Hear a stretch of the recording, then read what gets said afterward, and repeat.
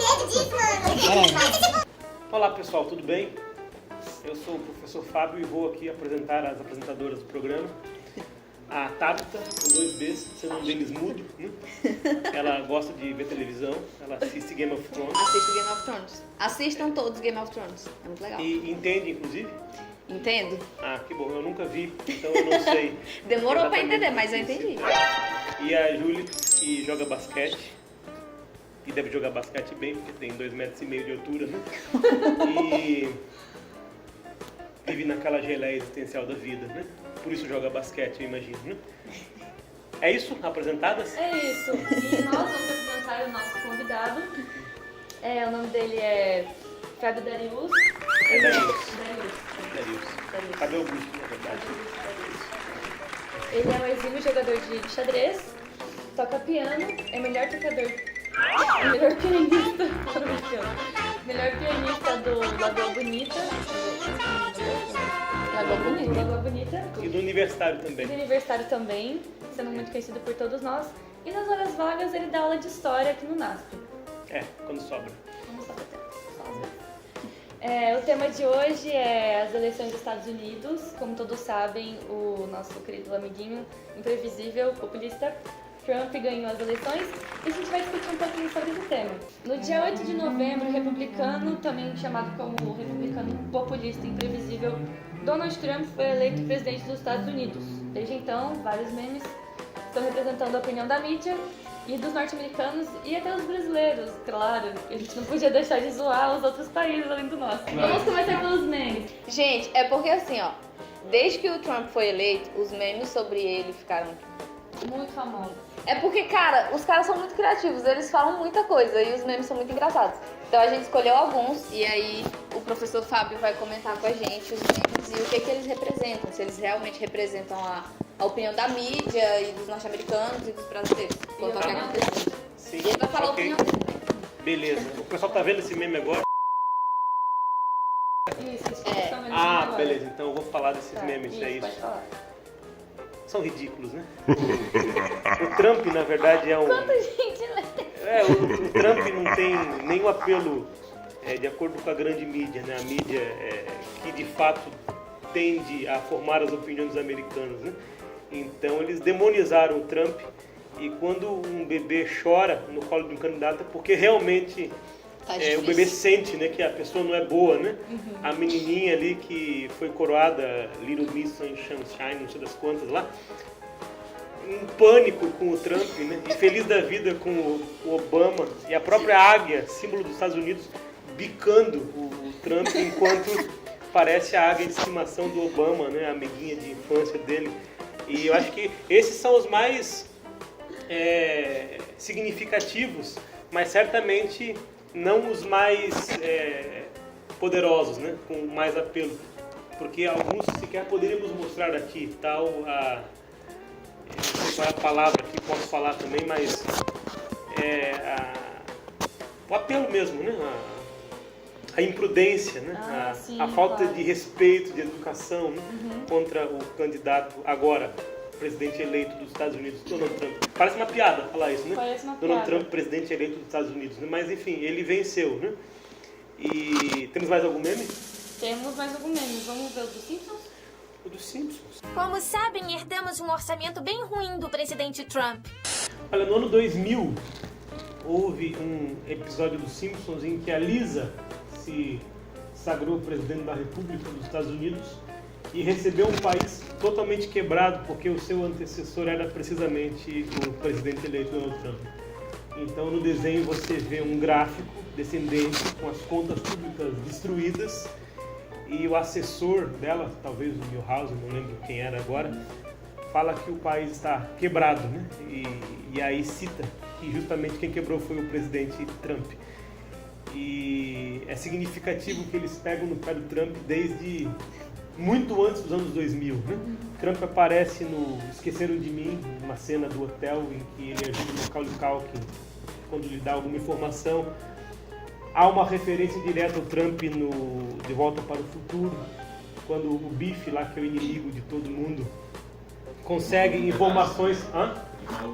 Isso, o maluco do pedaço também. Mas ele consegue informações privilegiadas sobre o futuro e constrói um cassino para ficar rico, como o Trump também construiu. Na verdade, o Trump, eu não sei se é tosco demais dizer isso, mas talvez não seja equilibrado dizer isso, mas quem sabe o Trump é uma espécie de Silvio Santos americano, né? O homem da mídia, né? Multimilionário, detentor de grande parte dos subúrbios de Nova York, herdou 250 milhões de dólares quando o pai morreu, e mais alguns milhões que o pai lhe deu para ele começar os seus negócios, quebrou várias empresas, reergueu outras. Então, na verdade, ele é o típico self-made man, né? O homem que se fez sozinho, entre aspas, né? Porque não se fez sozinho, mas enfim, passa a imagem que se fez sozinho. Que não tem caminho na política, né? Exato. Na Netflix tem um filme muito tosco sobre o Trump, chamado A Arte da Negociação, que é baseado num livro que ele escreveu nos anos 80. E aí a coisa mais horrível possível foi feita em torno dele. Então ele é totalmente misógino, xenófobo, não gosta de criança latina. Você acha que esse lado dele representa realmente uma grande parte dos Estados Unidos?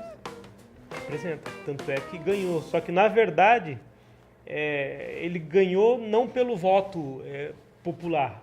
Pelo voto popular, ele perdeu por uma diferença pequena, de 1%, 0,1% ou 1%, enfim, uma diferença quase que insignificante, mas que mesmo assim, no Brasil, significaria sua derrota.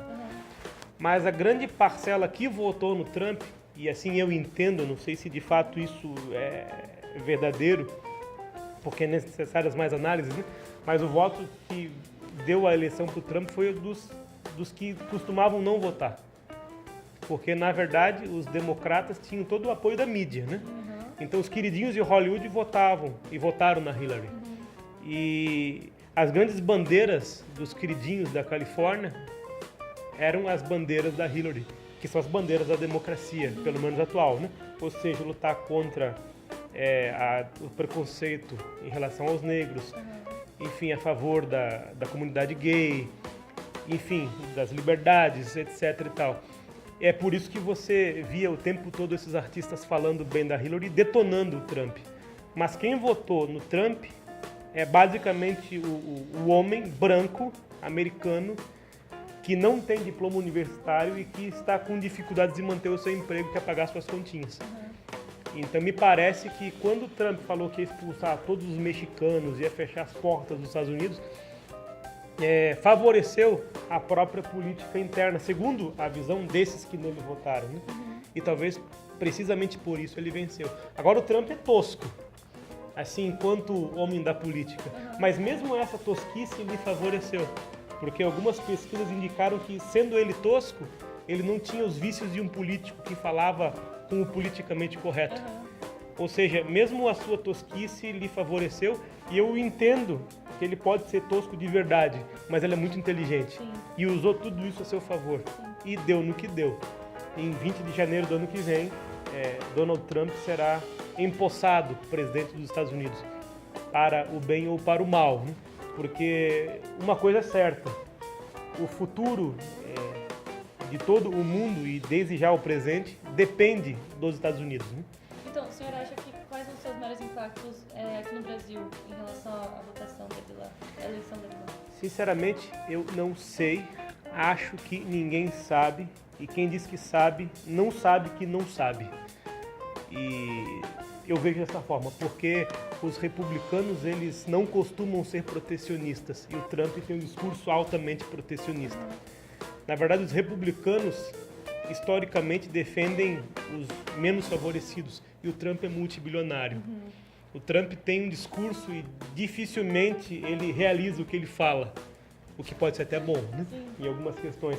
Então, na verdade, o que se configura a partir do que ele falou é que o mundo inteiro vai sentir esse protecionismo americano, com, obviamente, problemas na indústria e no comércio, principalmente na indústria. E a representação da visão do mundo, então, no caso, seria aqueles gêmeos no colo dele, né? Ah, sim, eles chorando, desesperados, sem querer né? estar lá, mas sem poder sair, chorando desesperado. Agora o Trump, ele representa aquela direita que volta ao poder, né?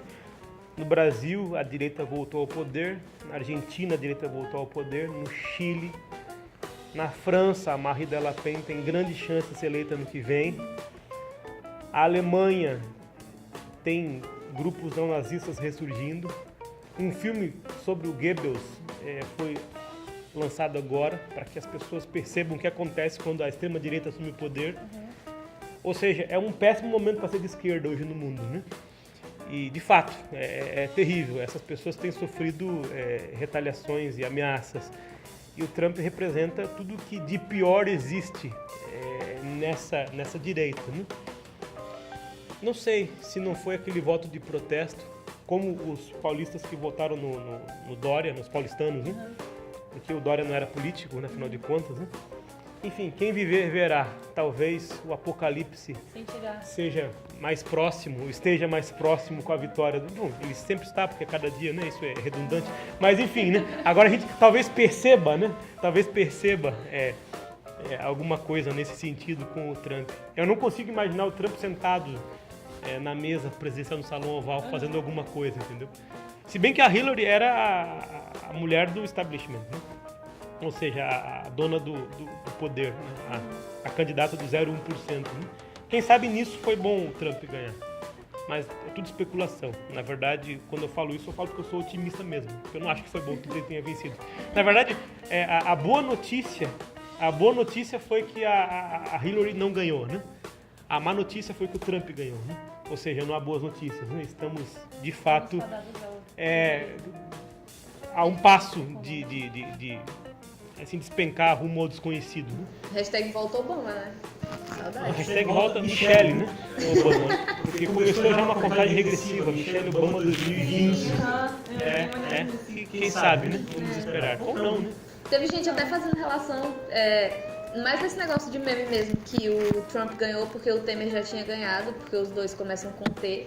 E aí a direita assumiu no Brasil, que começou com o Temer, que era com T, então o Trump já ia ganhar de certo, porque era com T também. E isso tem com certeza alguma relação com as Torres Gêmeas, que foram dia 9/11, e as eleições saíram em uma coisa... Não, as Torres Gêmeas foram 11/9, e as eleições foram 9/11. O que eu posso dizer?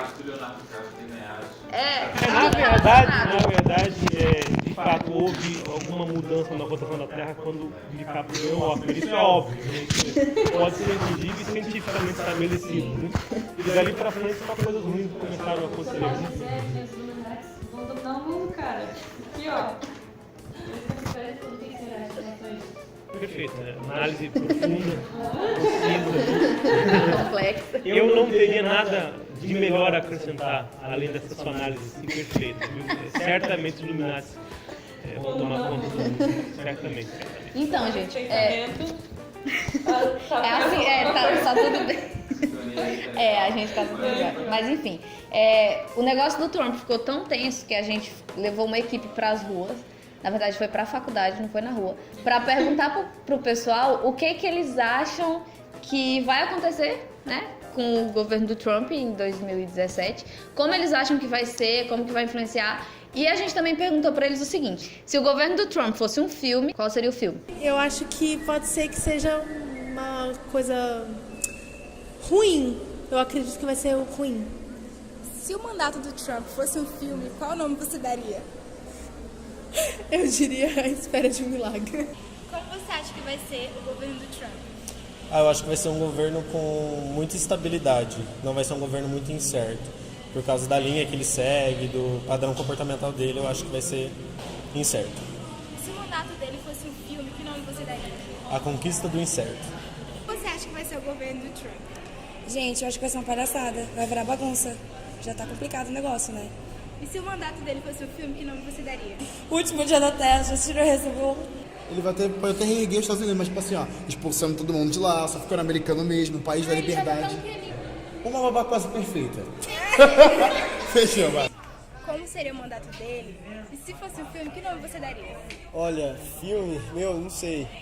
Tem um seriado que talvez resume bem aí. É um seriado traduzido em português, é a História de Horror Americano.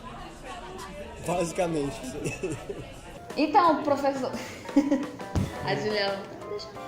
Que filme você acha que poderia representar tudo isso? A Ilha do Medo. Ilha do Medo é um bom nome, né? Bom, não temos solução para esse problema. Trump será presidente. Ainda não sabemos quais serão os maiores problemas. Mas vai ter problema, gente. Acredita aí, vai ter. Será que vão chegar lá no trabalho? Nossa, tá um pouco distante, né, amor, no caso. Elas podem falar. Ou não. Um lugar mais contato da tarde. Enfim, vamos terminar. Não pode fazer. Gente, esse foi o professor Fábio Darius. Muito obrigada pela sua participação. Foi um prazer.